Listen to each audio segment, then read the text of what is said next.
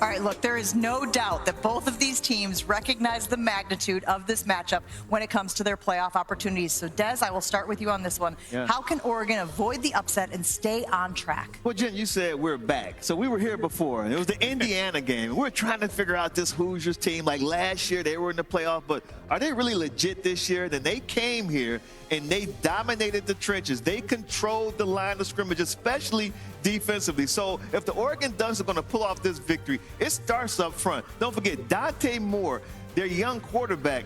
This guy, I think he threw for maybe less than 190, 2 interceptions. He was harassed all afternoon by the Hoosiers defense. So I think if they're going to come away with the victory, it starts up front. The offensive line, they got to establish the line of scrimmage. They're going to have to run the ball, but they're going to have to protect Dante Moore better than they did when they played Indiana. Well, and they're going to have to utilize the tight ends, Des. You saw Kenyon Sadiq there earlier. He has 6 touchdown catches at the tight end position. There's some uncertainty around the receiver position at Oregon for Dante Moore's targets because they've been banged up there. But with Kenyon Sadiq and Jamari Johnson, and I'll leave this to our tight end aficionado, Stanford Steve, I would say they have maybe the best pairing of tight ends in the country in terms of downfield weapons. Sadiq averages 13.6 yards a catch. Johnson averages 13.3 yards per catch. They are lethal at that position. Look for a lot of 12 on Saturday. Yeah, I look at Oregon's pass defense. When I'm going through the numbers, you see they only allow 50% completion percentage, right? So now I start looking at the opponents. The opponents are Wisconsin, Iowa, and Minnesota.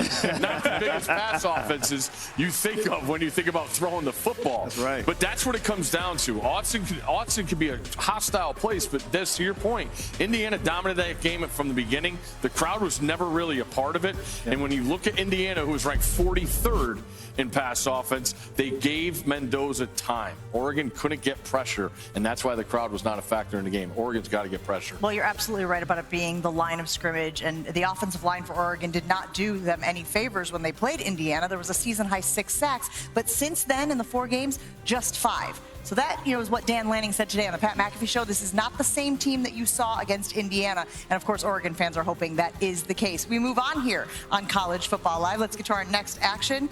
Time for our Goodyear proven performance. USC has been great on offense this season, leading the Big Ten in total offense and in yards per play. The Trojans have also been getting it done in the red zone, 35 touchdowns on 50 red zone drives. Des, why don't you tell us more about one of the key playmakers for the USC offense?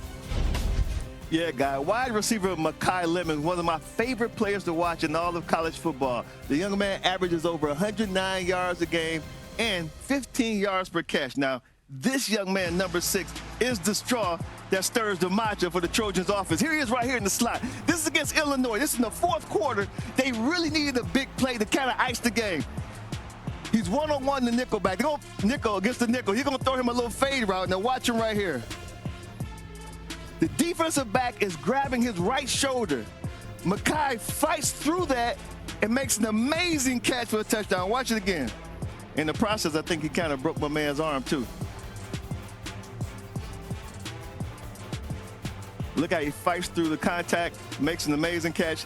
That's what he brings to the offense. They're going to move him around, too. It's going to be really hard for them to try to locate number 6. Now, here he is in the slot. He's a route technician. Watch how he's on the hash mark. He's going up, and at the top of the route, he stems to affect the defensive back's technique, but then he comes back to the ball. Like, guys, he's a yak monster. Yards after contact, and then yards after catch. And that's why he averages over 15 yards per catch, and Lincoln Riley moves him all around the offense. It's going to be hard to locate him. They just want to get the ball in number 6's hands. I'm talking to defensive coaches for Oregon. They said, listen, number 6 is the problem. They got to see if they can come up with the answer tomorrow afternoon. Des, good stuff as always. And speaking of USC, I was at USC earlier this week. Got a chance to sit down with Lincoln Riley. That conversation comes your way Saturday morning on College Game Day. And speaking of head coaches, Pete, what is some of the other news circulating in the college coaching sphere? Well, the biggest story in college football right now, Jen, involves a former USC coach, Lane Kiffin. He's the head coach at Ole Miss. And Ole Miss made an announcement today that they will not be making an announcement on the future of Lane Kiffin until after the Egg Bowl, which is next Friday. Keith Carter, the athletic director at Ole Miss, issued a statement today, and he said that they're focused on beating Mississippi State in Starkville next week, and nothing will come about with Kiffin until the day following that game. So the watch continues.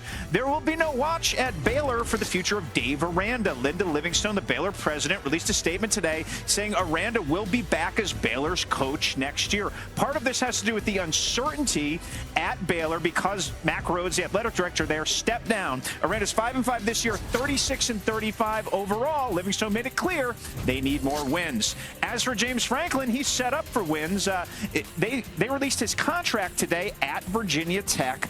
The most interesting nugget in all that, Jen, was his staff salary pool at Tech is going to be $15.5 million. That's just behind Clemson at the top of the ACC. That's more than $7 million more than Tech paid for last season for their staff. That Franklin hire leaves 8 head coaching openings among the Power 4 teams. In total, 13 FBS head coaching jobs have opened up this season. That's the most in a single season since 2021 when there were 14 openings. So now there is 1 hire down, but still many more to go. Pete, what do you expect to be the next domino in the shuffle? Only 8 openings. Sounds like a fun Thanksgiving. I think the next domino is going to come from the second-tier jobs that are all jostling around right now. Think Arkansas, Oklahoma State, UCLA. One name that's interwoven in all of those jobs is Eric Morris. He's the head coach at North Texas, which has viable college football playoff potential, by the way.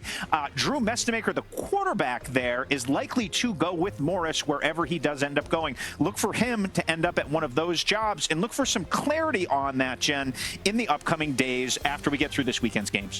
I just have to go back to Ole Miss because now you got to. I mean, you have to because I'm trying to read between the lines. Right. You got a week, and either Keith Carter, the AD, is doing nothing and just writing a new contract for Lane, or he's interviewing a ton of new names because he's going to need a new head coach. Yeah, it's wild because I thought that I heard, I'm not sure, you can correct me if I'm wrong, Pete, that they were going to give him an ultimatum like this week. That was the rumor out there. So it's like they were trying to put pressure on Lane. I don't know, maybe they met and they had a change of heart. Say, hey, okay, Lane, we're good. How about after the Egg Bowl, we reconvene and we have this conversation again? So there was no actual ultimatum. Lane went on the Pat McAfee show this week, denied that. And look, an ultimatum's not a great way. Like, you don't give ultimatums to your spouse, right? It's not a good method of courtship in that. But Ole Miss wants some clarity, like Steve said. If he's going to leave, they have a signing class to take care of. They have a coaching job to fill. Like, these rosters are so fluid, and Ole Miss has been a step ahead of everybody in NIL and spending and in roster management. They don't want to step behind. So it's fascinating scenario that will continue. And the total buyout for 11 coaches this year who were fired during the season, guys, just a cool $183.5 million. Wow. Who says there's no money? Wow. Still to come on College Football Live. All right, another key matchup in the playoff race. Number 8, Oklahoma hosting number 22, Missouri. I almost said Mizzou, and then I said Missouri, and I jammed them together after last week's huge win over Alabama. The Sooners' top 5 rushing defense could face a massive test against Ahmad Hardy, who has piled up over 1,300 yards this season, as Oklahoma looks to earn back-to-back top 25 wins and strengthen their spot in the bracket. How does Oklahoma keep the momentum going, Pete? Well, I think we start with Missouri here, Jen. Bo Prabula will be returning to the starting quarterback job. I know Steve and Des were on the field in Nashville when his ankle was facing the wrong direction. It was a dislocated ankle, but there was no fracture. And because there wasn't a fracture, he really has only missed 2 full games. He obviously went out in that Vanderbilt game. So they had a fast Friday practice at Missouri today, and sources told me that Prabula looked good. This was the last threshold for him to clear. He's been medically cleared to return for the Missouri Tigers, and he is going to be back in that starting job after missing just 2 games. Really impressive. Des, what about you? Man, talking about this Oklahoma defense, I was impressed the way that they stopped the run last week against Alabama, but they were like taken advantage of in the passing game. But going up against Missouri, obviously with Hardy at the running back position, one of the best in the nation, I think they're going to be okay. And one thing that they really did, guys, like statistically, they weren't the Oklahoma defense that we thought they were going to be. But what they did is they made impact plays at opportune moments to change that game against Alabama. So, championship caliber defenses, that's what they do. Even if they're getting gashed during the game, they're going to come up with a big stop or a big turnover to turn the tide of the game. And that's what they did last week. I think they're going to load up the box and make sure that even though Pabula's back, is he going to be 70%? Is he going to be 80%? Like you said, bro, we saw that ankle turn the opposite direction. So he's coming back from what looked like a horrific injury at that time. And don't forget, he's a dual-threat quarterback. Is he going to be able to run? Exactly. Yeah, that's a huge question because against that defense, you got to be 100%. I'm just wondering about Missouri's offense here. Hardy against the two best run defenses